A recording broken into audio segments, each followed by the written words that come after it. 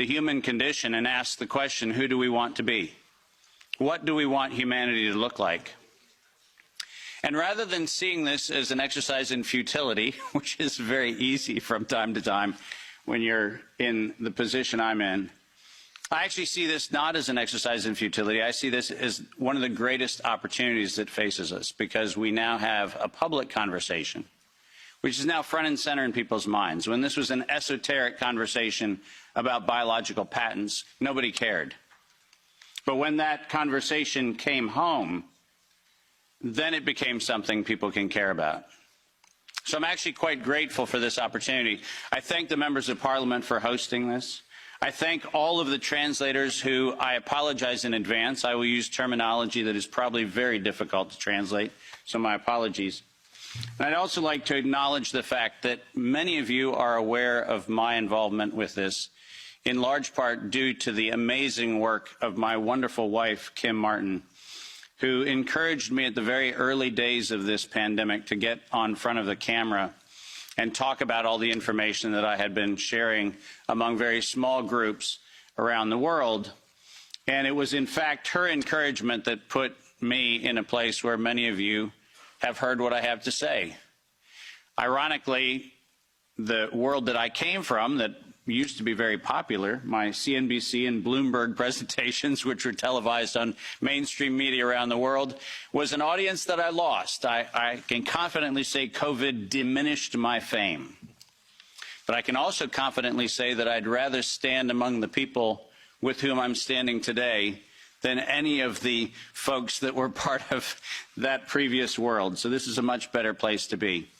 My role today is to set the stage for this conversation in a historical context, because this did not come in the last 3 years. This did not come in the last 5 or 6 years. This actually is an ongoing question that probably began here in Europe in the early stages of the mid-1900s, but certainly by 1913, 1914, this conversation started right here in Central Europe.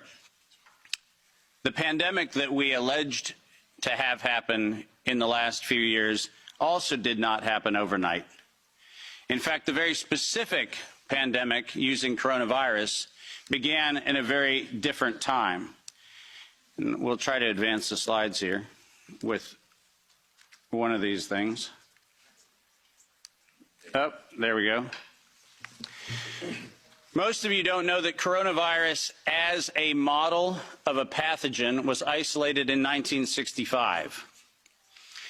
Coronavirus was identified in 1965 as one of the first infectious replicatable viral models that could be used to modify a series of other experiences of the human condition. It was isolated once upon a time associated with the common cold. But what's particularly interesting about its isolation in 1965 was that it was immediately identified as a pathogen that could be used and modified for a whole host of reasons.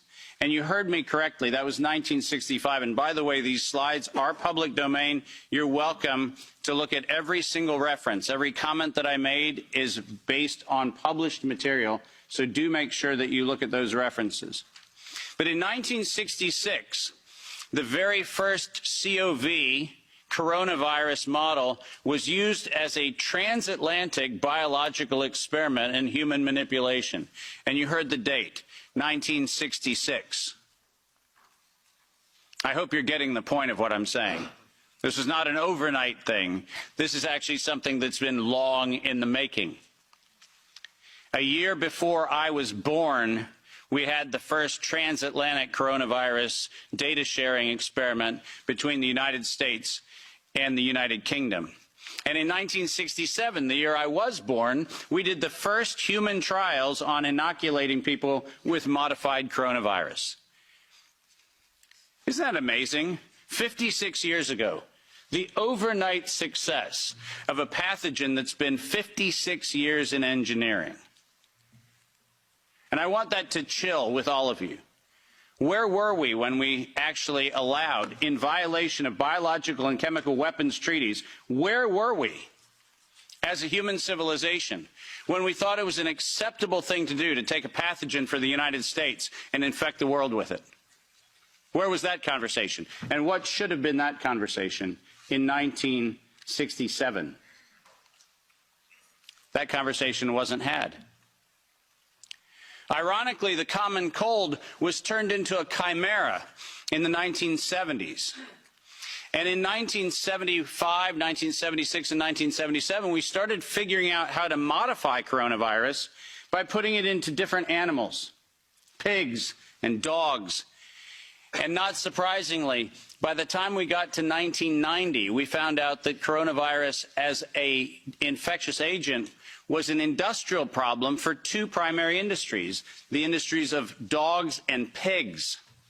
Dog breeders and pigs found that coronavirus created gastrointestinal problems, and that became the basis for Pfizer's first spike protein vaccine patent, filed, are you ready for this, in 1990.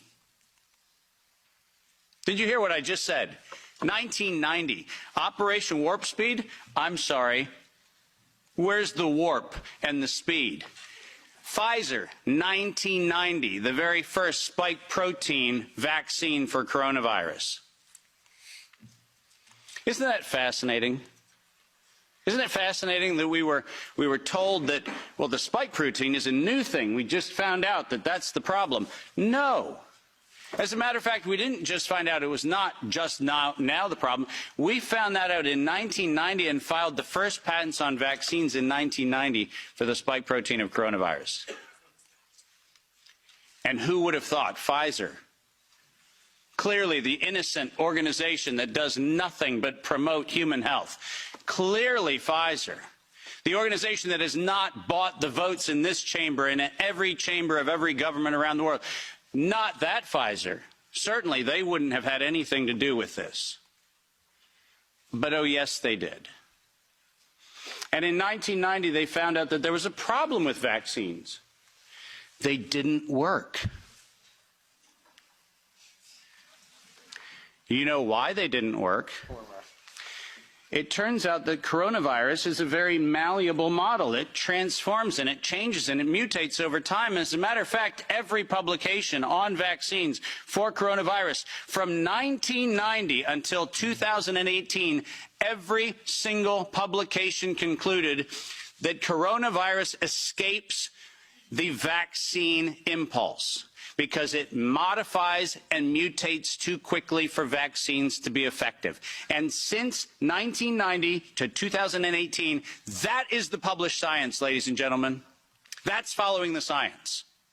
Following the science is their own indictment of their own programs that said it doesn't work. And there are thousands of publications to that effect, not a few hundred, and not paid for by pharmaceutical companies. These are publications that are independent scientific research that shows unequivocally, including efforts of the chimera modifications made by Ralph Baric in the University of North Carolina, Chapel Hill. All of them show vaccines do not work on coronavirus. That's the science. And that science has never been disputed. But then we had an interesting development in 2002. And this date is most important. Because in 2002, the University of North Carolina, Chapel Hill patented, and I quote, an infectious replication defective clone of coronavirus. Listen to those words, infectious replication defective. What does that phrase actually mean? For those of you not familiar with language, let me unpack it for you. Infectious replication defective means a weapon. It means something meant to target an individual, but not have collateral damage to other individuals. That's what infectious replication defective means. And that patent was filed in 2002 on work funded by NIAID's Anthony Fauci from 1999 to 2002, and that work, patented at the University of North Carolina, Chapel Hill, mysteriously preceded SARS 1.0 by a year. Dave, are you suggesting that SARS 1.0 wasn't from a wet market in Wuhan? Are you suggesting it might have come from a laboratory in the University of North Carolina, Chapel Hill? No, I'm not suggesting.